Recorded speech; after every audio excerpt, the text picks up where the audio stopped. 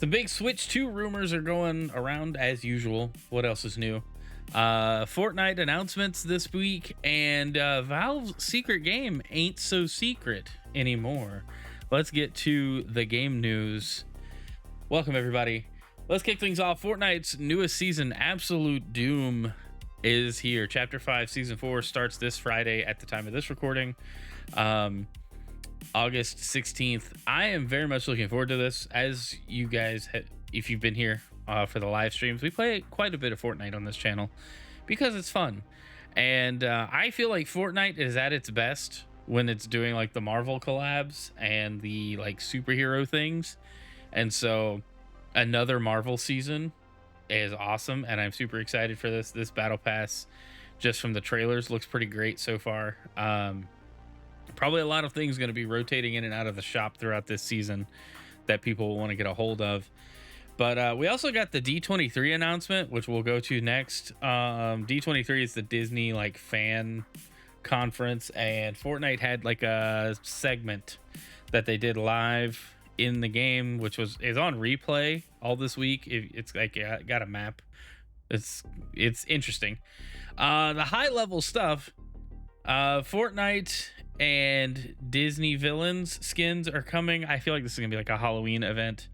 Then we've got Fortnite and Pixar. There's gonna be The Incredibles.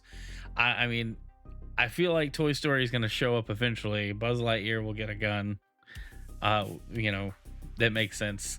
It's always funny to just think about these characters running around with shotguns and assault rifles, and then the silly weapons that Fortnite has every season. So it's pretty fun. But Pixar is coming to Fortnite. Some Star Wars stuff is back. Moff Gideon, IG-11 from The Mandalorian, and it looks good. That's actually available right now in the shop. And then the Absolute Doom season reveal, which looks good. Dr. Doom is there, and you get to go to was it Latveria? And so I'm pretty pumped for this season. It looks good. I can't wait to see what the skins are, the unlocks, because this last season I fully completed, which almost never happens when I play any battle pass items. And I played enough Fortnite this last season. Also, it was really long. I feel like the summer season gets some extra love and extra time to complete. But anyway, so yeah, a lot of things announced in the Disney collab. That Disney investment into Epic Games is definitely paying off in more than one way. And the Fortnite collaborations just mean more people are going to be buying stuff in the shops soon.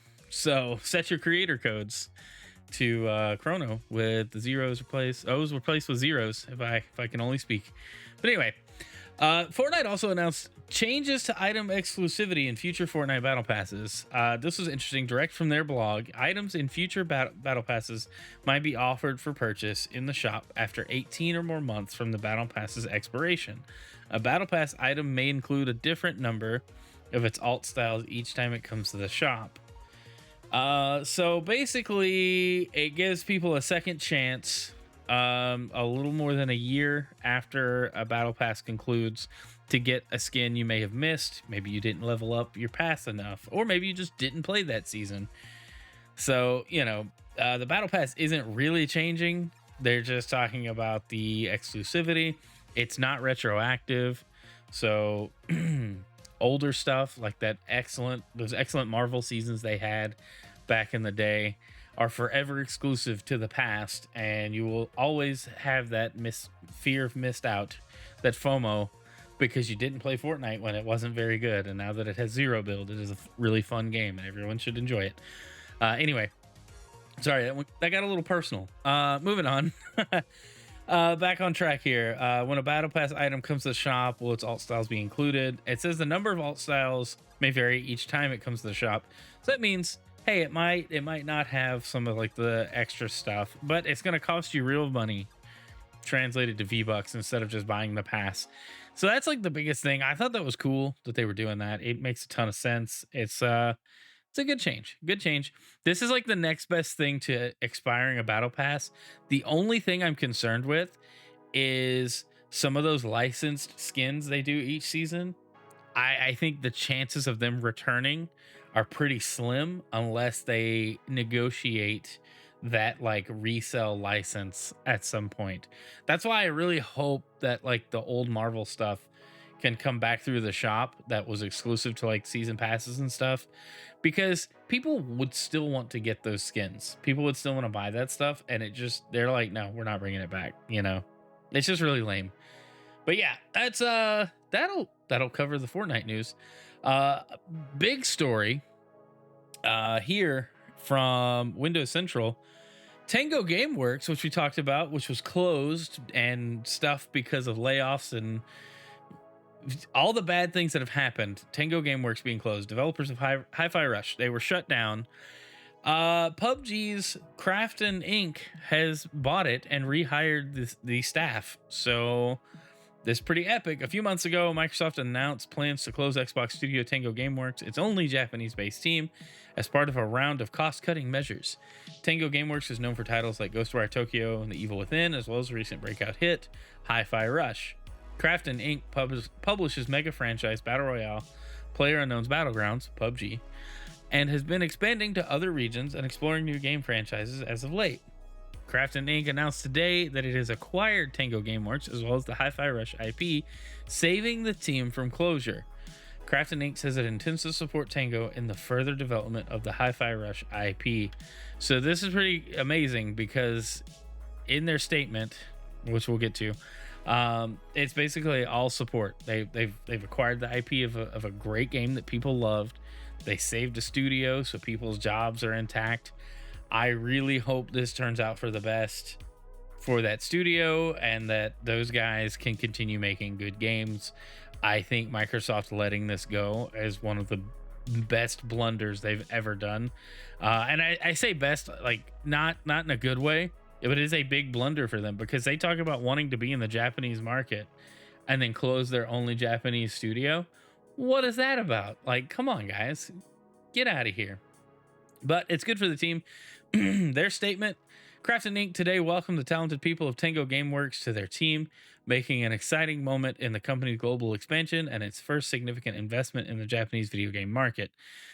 The strategic move will include the rights to Tango Gameworks' acclaimed IP, Hi-Fi Rush. As part of this strategic agreement, Crafton intends to collaborate with Xbox and ZeniMax to ensure a smooth transition and maintain continuity at Tango Gameworks, allowing the talented team to continue developing the Hi-Fi Rush IP and explore future projects.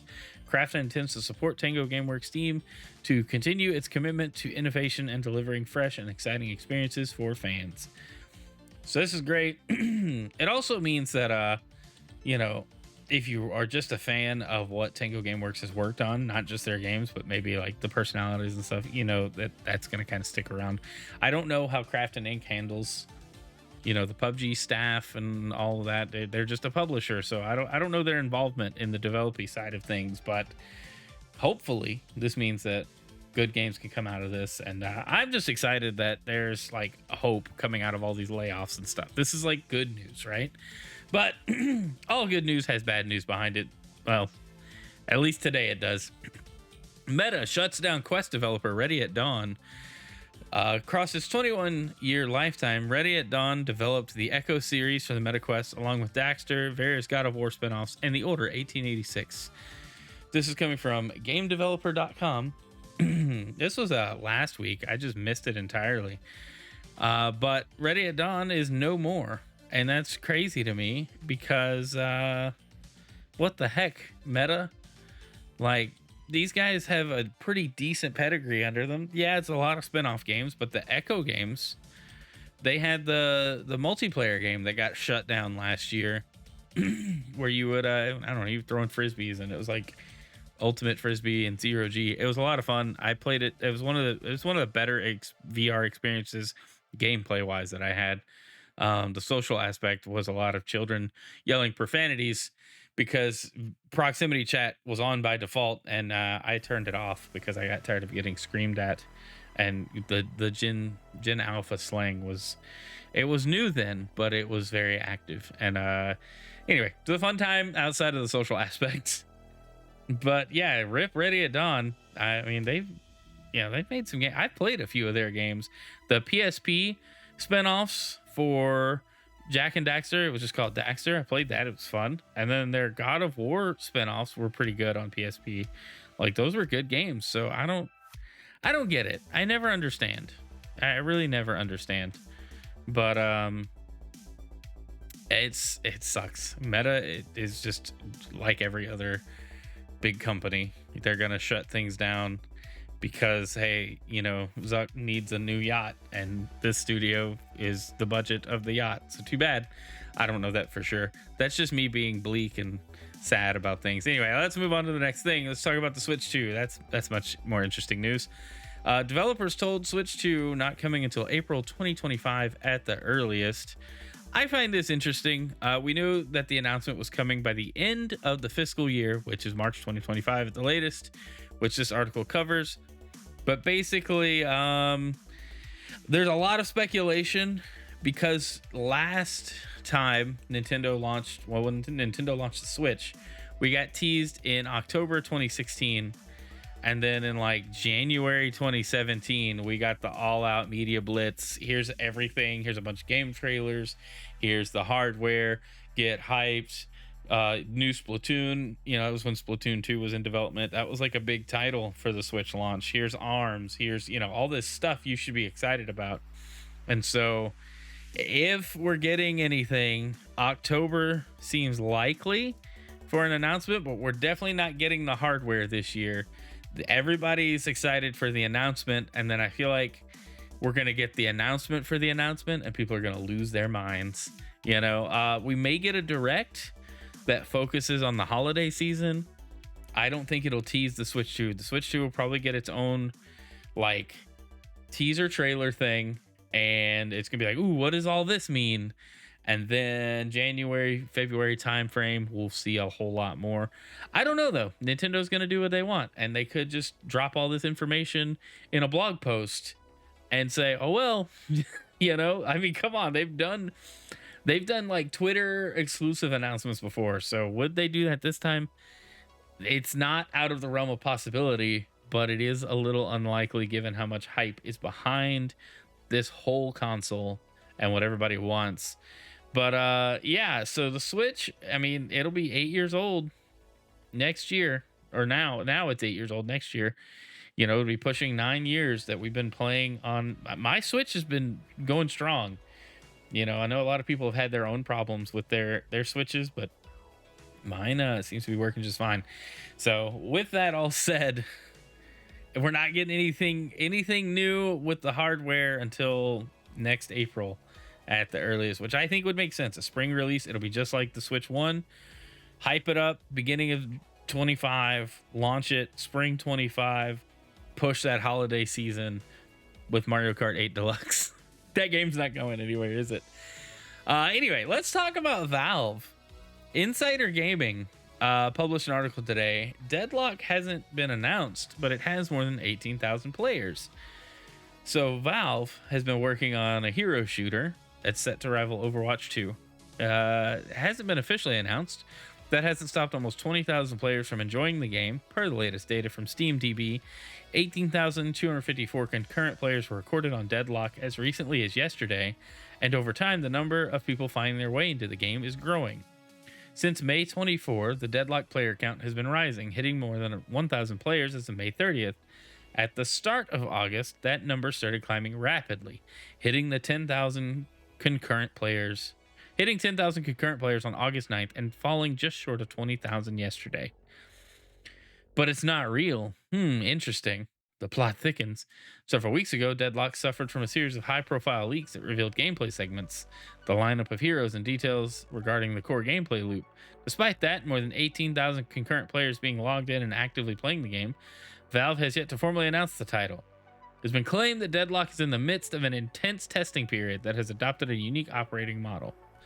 Through Steam, Valve is inviting some, not me, users to play the game, and those users are then free to invite others, but the whole thing is under NDA and embargo. It seems like they're trying to do like a grassroots kind of viral launch, soft launch, hey, invite your friends, don't talk about the game, don't stream it, don't do anything with it, except play it, and then probably fill out like some surveys and stuff at the end. But people are still talking about it. People are discussing it on social media. I feel like there's enough leaks about this game It's kind of like a Nintendo release, you know, right before it launches, it's been released, and then everybody gets spoiled. But here's where oh, OJR, welcome. Here's where the rub is for this, right? Because The Verge played the game and has posted, so this is a big gaming news outlet that, you know, this is games journalists, and they just straight up have showed screenshots and leaked the game. And you know, that's just like, what the heck? Like, that you just ignored the fact that you weren't supposed to talk about it. And here's where, like, I watched RGT85 talk about this today, and this is what got me to cover it, because this game, it looks like they really want to get something out, but this is like pre-release stuff. They're not ready for the mass populace to consume this game yet. But the grassroots testing is giving them lots of data, right? And so it's, you know, here they say it's been nearly 5 years since Valve announced a truly new game and counting. Valve has still not announced Deadlock and its new hero shooter that takes cues from Overwatch, Dota 2, Team Fortress 2, and more, but that hasn't stopped nearly 20,000 people from trying the game, including me. And I'm not under NDA. I have signed no contracts and made no verbal agreements. I haven't even clicked through a EULA, end user license agreement, for those that don't know. So here we got this screen, early development build. Deadlock still in early development with a lot of temporary art and experimental gameplay. Do not share anything about the game with anyone. You click OK. Their reasoning: this message does pop up when I launch Deadlock, but I didn't click OK. Instead, I hit the escape key and watched it disappear. What? That doesn't mean you could just talk about it. That's disrespectful. This is a development build. It's not ready for the public scrutiny that you guys are putting this game through. And so, you know, they go into some stuff, and I really, maybe I should feel bad about showing this. Maybe I shouldn't. You know, they talk about the game and how it plays and how it feels. And I think I want to see the game when it's officially announced and ready to be talked about. But I don't appreciate their, like, well, I pressed escape, you know. It's such weird logic. Like, it's so disrespectful to the devs and the work they're putting in. Valve is obviously playing it close to the chest for a reason, and leak culture just makes this, it's acceptable because The Verge needed clicks, right? But in my mind, it's like you're just throwing what little reputation you still have away. Like, Valve may not reach out to you guys for any exclusive coverage ever, and I think that's trash. I think that's, you know, you should not do that. If you're covering games, media, news, reviews, previews, any of that stuff, you should not treat devs and publishers like The Verge has treated Valve in this instance. I'm not saying Valve is above reproach and that they haven't done sketchy things or anything like that. I'm not even really a Valve fanboy. I would like Half-Life 3, and those juicy rumors that came out seem too far-fetched to cover here in the game news. But while I ramble on this, I just don't think this was fair, you know. And you can say whatever you want, and it's just really scummy of The Verge and its crew, from the journalist who wrote this up and took all the actions to create this article, straight up to the editor-in-chief who approved that this gets posted. That's trash and bad behavior. Like, that's not good. So, I mean, I'm sitting here talking about it. I'm perpetuating their clicks by loading the article, but still, I am interested in the game. I want to know more about Deadlock. I want to see how it plays. Is it going to be PC exclusive? Are they putting it on consoles? You know, what is the plan? Because Overwatch, I think, got better with the console edition and crossplay, not the Switch version. But, you know, having it on Xbox and PS4, well, PS5 and Xbox Series now, and being able to play with PC players gives them a huge player pool to choose from. You know, you can always find a match pretty much at any time now. But will this game follow suit, or is Valve going to be like, nah, we're PC only, get out of here, we don't care about you console people? I don't know. I'm just interested in what this game is and has to offer, but I will cover it officially when the time comes. Other than that, I don't know anything about this game except what has been teased and talked about.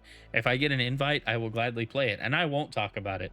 So Valve, if somehow anybody at Valve sees this, send me an invite. I can keep a secret. Y'all don't even know. Anyway, that does it for the game news. If you're watching on Twitch, thanks for being here. We're about to go play some more Twilight Princess HD live on stream. If you're watching on YouTube or Rumble after the fact, thanks for being here. Obviously, this is recorded, but you should hit the like button. You should subscribe/follow, depending on what platform you're on. You should absolutely let me know what you think of any of these stories down in the comments. I know this is a little bit of a shorter episode. Maybe, I don't know. The recording says 20 minutes. We'll see where it goes. I'm going to play video games now. Love you guys. Bye.